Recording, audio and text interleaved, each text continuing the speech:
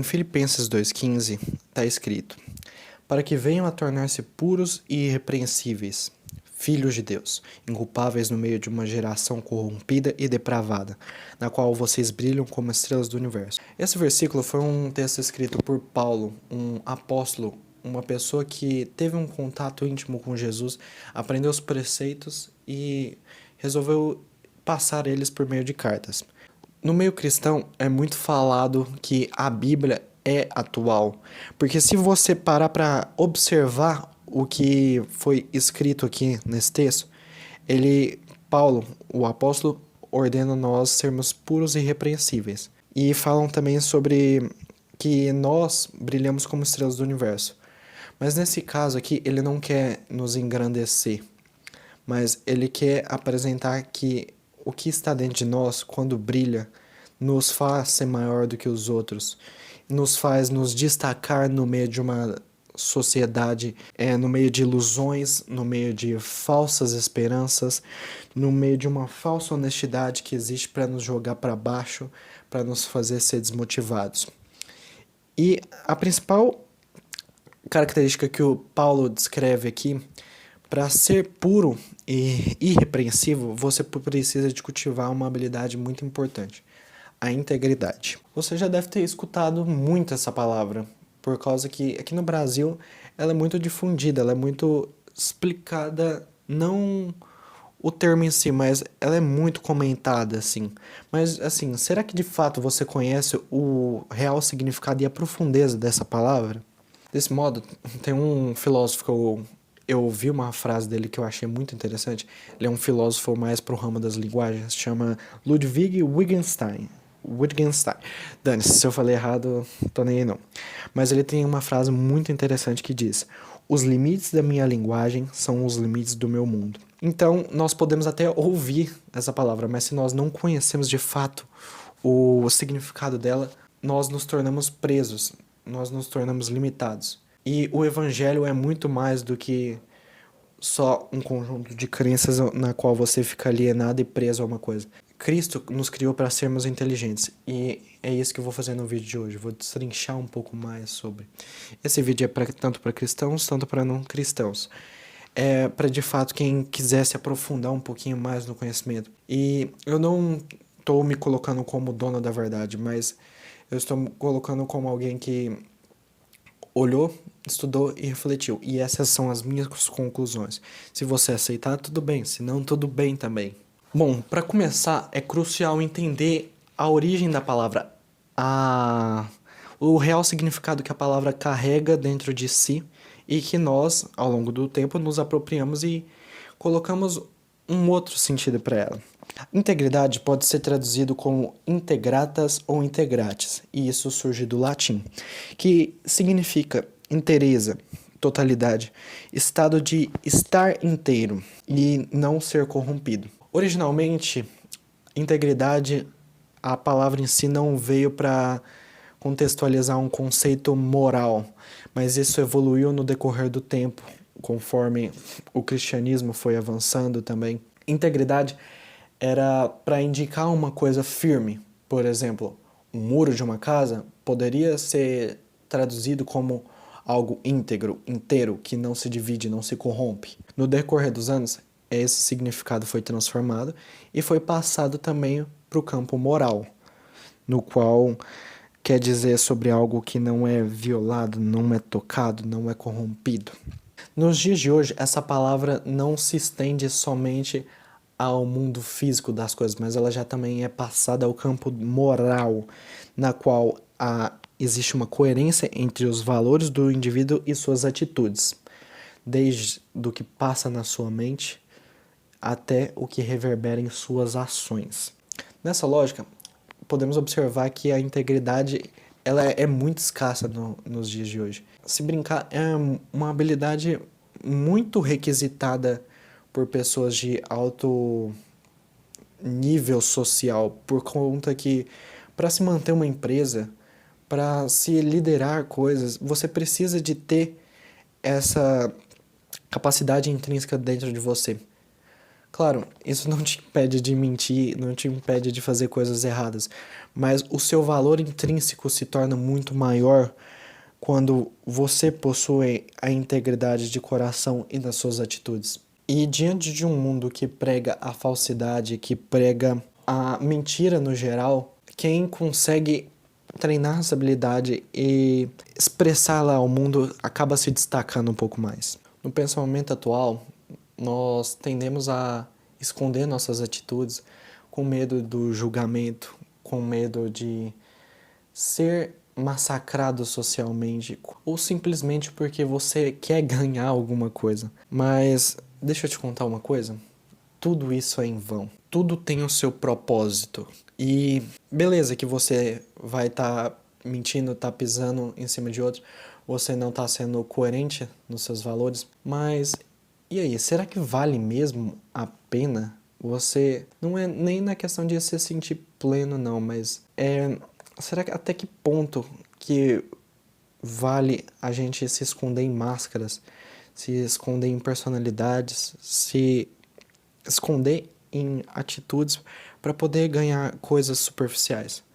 Um negócio de sucesso, uma boa família, conhecimento, todas essas coisas são muito boas, mas se você não é íntegro, não é alguém que faz a mais, você tá buscando coisas em vão. Mas a integridade ela é diferente. Se você buscá-la, você vai ter uma plenitude maior em toda a sua vida, porque você não vai ter nada para dever. Você vai estar livre de todo o peso na consciência. E é ela que eu quero passar hoje para você. Muitas pessoas se perguntam qual que é o benefício da integridade. Em Provérbios 22, versículo 1 diz: A reputação vale mais do que grandes riquezas. Desfrutar de boa estima vale mais do que prata e ouro. Esse versículo que acabamos de ler, ele ressalta que construir coisas é a lei do universo, é a lei que Deus implantou no universo. Quando nós plantamos algo e persistimos constantemente em fazer esse algo dar certo, não tem como colhermos outra coisa. Se plantamos atitudes honestas, se plantamos bom caráter, se plantamos nos importar e amar de fato com o próximo, é impossível nós não colhermos isso a mais depois.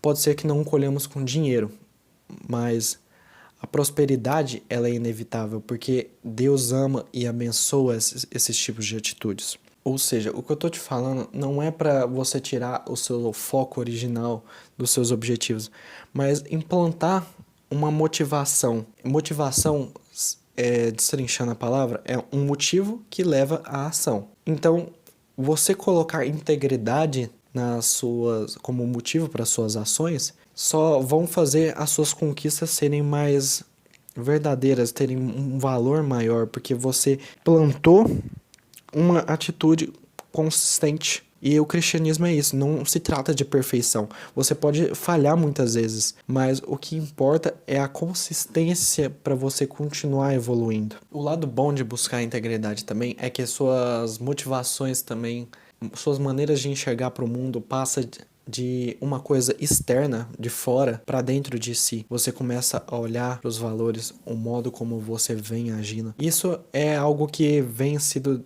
discutido entre muitos filósofos, desde Sócrates, Platão e até na minha opinião, o maior filósofo de todos, Jesus Cristo, que nos interioriza de verdade e nos traz uma filosofia que não é só para mente, mas para o espírito também. Nessa lógica que eu construí, podemos ver que a integridade ela está intimamente ligada com o que acreditamos, porque se você não tem valores bem definidos do que você acredita, você não tem uma fé que o que tem dentro de você é real, como que você vai poder ser inteiro? Como é que você vai poder se dedicar por inteiro naquilo? Nessa perspectiva, então, a integridade obrigatoriamente precisa ter uma fé acompanhando. Não necessariamente é uma fé em Jesus, mas eu prego a fé em Jesus porque Jesus, para mim, foi a minha principal mudança de vida. Mas a fé é muito necessária para poder fundamentar a nossa convicção a respeito das coisas.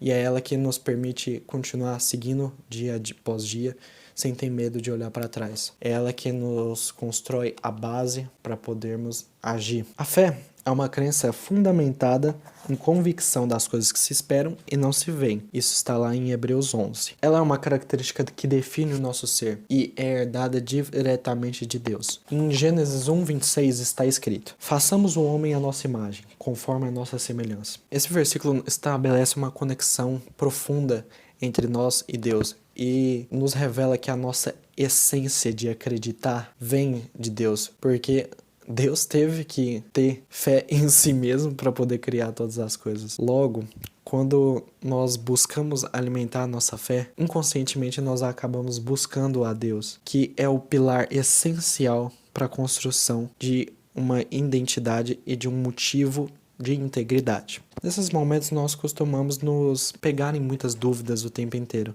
E eu queria te deixar essa pergunta. Sua fé anda íntegra ou anda dividida? Entenda que a fé estar inteira ou dividida, é bom lembrar que a fé sua não está dividida porque você tem dúvidas, não está dividida porque você acredita não compreender as coisas o suficiente, mas a sua fé tem que estar fundamentada em, mesmo com dúvidas, você depositar a sua confiança e a sua esperança em algo maior.